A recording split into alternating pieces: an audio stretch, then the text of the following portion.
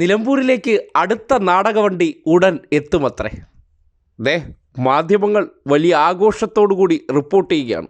വാർത്ത കണ്ടില്ലേ? മൗദൂദി ചാനൽ അടിച്ചിറക്കിയിരിക്കുന്ന കാർഡാണ്.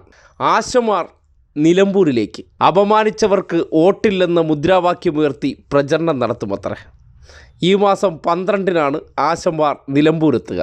കാര്യം, തിരഞ്ഞെടുപ്പ് ഏറ്റവും അടുത്തടുത്ത് വരുന്ന ദിവസങ്ങളിലെ നാടക നടിമാരെ ഇറക്കിയിട്ട് കാര്യമുള്ളൂ.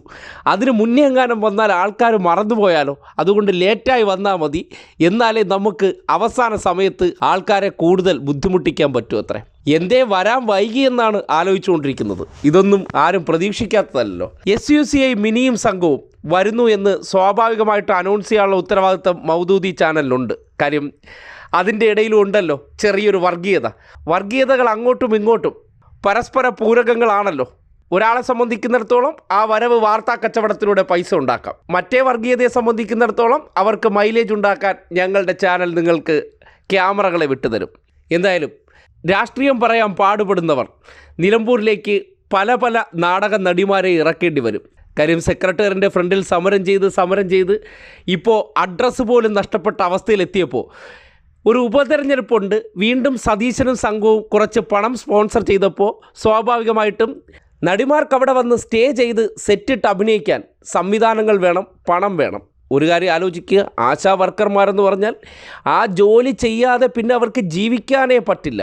അവർ വണ്ടിയും പിടിച്ച് ഇവിടെ നിന്ന് നിലമ്പൂരിൽ വരികയാണ്. ഇതിനൊക്കെ ഇഷ്ടം പോലെ പണമുണ്ട്.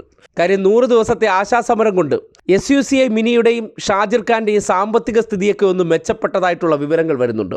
ദിവസപ്പടിയൊക്കെ കൃത്യമായി കിട്ടിക്കൊണ്ടിരുന്നതാണ്. സമരം കമ്പനിക്ക് നഷ്ടമുണ്ടാക്കുന്നു എന്ന് തിരിച്ചറിഞ്ഞപ്പോഴാണ് കോൺഗ്രസ്സുകാരും BJPക്കാരും പയ്യെ കൈവിട്ടത്. അപ്പോൾ കേരളത്തിൽ അങ്ങോളം ഇങ്ങോളം എന്തോ പ്രചരണം നടത്താൻ പോകുന്നു എന്ന് പറഞ്ഞു പോയൊരു പോക്കാണ്. ദീപാവലി കാലത്ത് സതീശൻ വിട്ട റോക്കറ്റ് പോലെയായിരുന്നു. എങ്ങോട്ടാണ് അത് പോയതെന്ന് ഇതുവരെ ആർക്കും അറിയില്ല. അല്ലെങ്കിൽ സതീശൻ്റെ കാര്യങ്ങൾ അങ്ങനെയാണല്ലോ. ഇപ്പോൾ തിരഞ്ഞെടുപ്പ് ആയപ്പോഴേക്കും പല നാടകങ്ങളും പൊളിഞ്ഞു പാളീസാകുമ്പോൾ സ്വാഭാവികമായിട്ട് പിടിച്ചു നിൽക്കണമല്ലോ. അങ്ങനെ ഒരു ആലോചനയിൽ നിന്നാണ് ഇനി അടുത്ത വർഗീയതയിലേക്ക് നമുക്ക് പോകാം.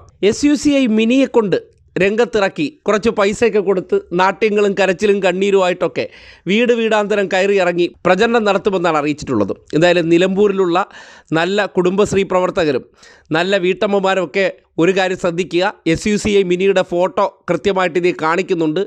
ആ ഇനം വരികയാണെങ്കിൽ അപ്പം തന്നെ ആട്ടി ഓടിച്ചിരിക്കുക, വീട്ടിനകത്ത് കയറ്റരുത്. അത്ര വലിയ ഇരണക്കേടാണ്. രാഷ്ട്രീയ കച്ചവടത്തിന് വേണ്ടിയും ഇടതുപക്ഷ വിരുദ്ധത പ്രചരിപ്പിക്കാൻ വേണ്ടി ആശാ നടിമാരെ കൊണ്ട് നടന്ന് കുറച്ച് ദിവസമായിട്ട് സതീശനും സംഘത്തിനും വേണ്ടി രാഷ്ട്രീയ നേട്ടമുണ്ടാക്കി കൊടുക്കാനുള്ള പെടാപ്പാടിലാണ്.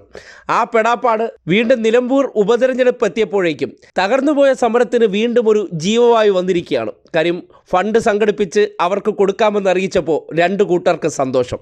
എന്തായാലും ഈ സമരം കൊണ്ടൊന്നും നാട്ടുകാരെ തെറ്റിദ്ധരിപ്പിക്കാമെന്ന് കരുതരുത്.